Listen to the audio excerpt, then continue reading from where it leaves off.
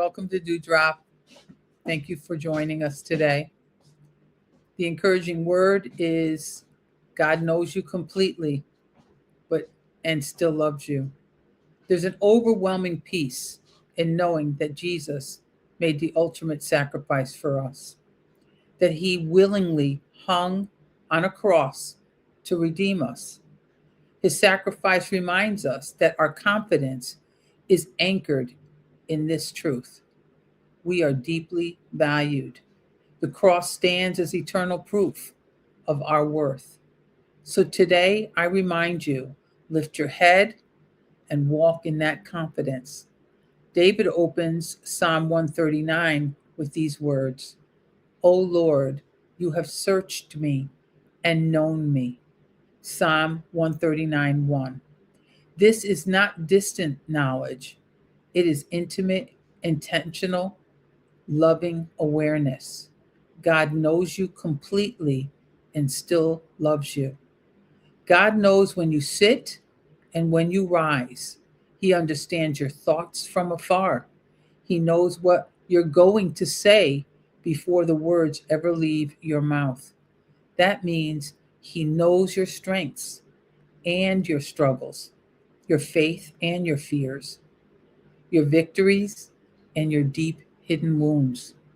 We often fear that God would reject us if he truly saw our deepest wounds and hidden flaws, forgetting that he already knows everything there is to know about us. At times we stand before the mirror and stare, remembering secret thoughts and private struggles known only to ourselves.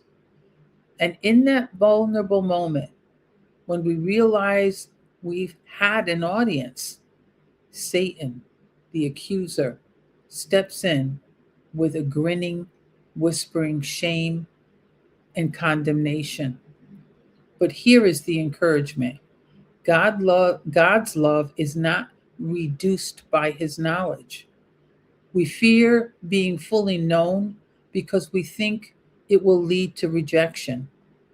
But with God, being known leads to security, healing, and freedom. You don't have to explain yourself to God. You don't have to perform for him. You are already fully known and fully loved.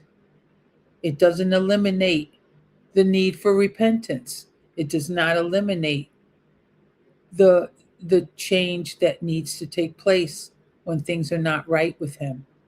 What it does eliminate is the obstruction of reaching out and asking the Lord for forgiveness. The way is clear to that. The altar is clear to that. You are never outside of God's presence. David goes on to say, where can I go from your spirit? Where can I flee from your presence? Verse 7. If I go to the heavens, you are there. If I make my bed in the depths, you are there. If I walk into light or sit in darkness, you are still there. This is a comfort for weary hearts. You're not abandoned. You are not overlooked. You are not alone in this season. Even when you feel far from God, you are never beyond him. You are intentionally created. This is the heart of Psalm 139. You, for you were formed in my inward parts. You, for you formed my inward parts. You knitted me together in my mother's womb. Verse 13. You were not an accident. You were not rushed. You were not a mistake God later tried to fix. The word knitted means careful, deliberate, craftsmanship. God took his time with you. Verse 14 says, I praise you, for I am fearfully and wonderfully made. Your personality, your calling, your wiring, even your sensitivity and strength. Some things the world told you were flaws. God calls design. You're not here by chance. You are here on purpose, for a purpose. God is still writing your story. David says, all the days ordained for me were written in your book before one of them came to be. Verse 16. This means your story's not over. This chapter is not the conclusion. God sees beyond what you can see. What feels confusing to you is not confusing to God. What feels delayed to you is not forgotten by God. He is faithful to finish what he began.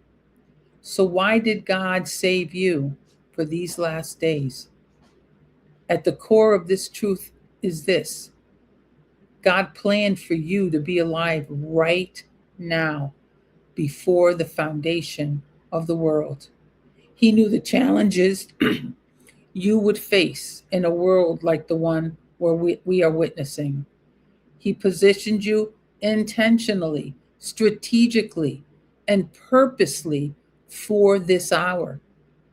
We have been called to be truth bearers in a world that scorns truth, light in growing darkness, and unwavering witnesses in uncertain times.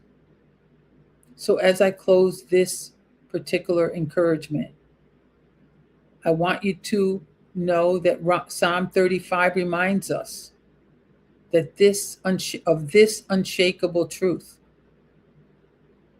You are known, you are seen, you are held, you are wonderfully made. So today, rest in this assurance. God's hand is upon your life. His presence surrounds you, and his purpose is just beginning to unfold. Have a wonderful day, and may this word encourage you and uplift you today throughout the rest of this week. I'm Reverend Grace Reyes from Blessed Keys Ministries.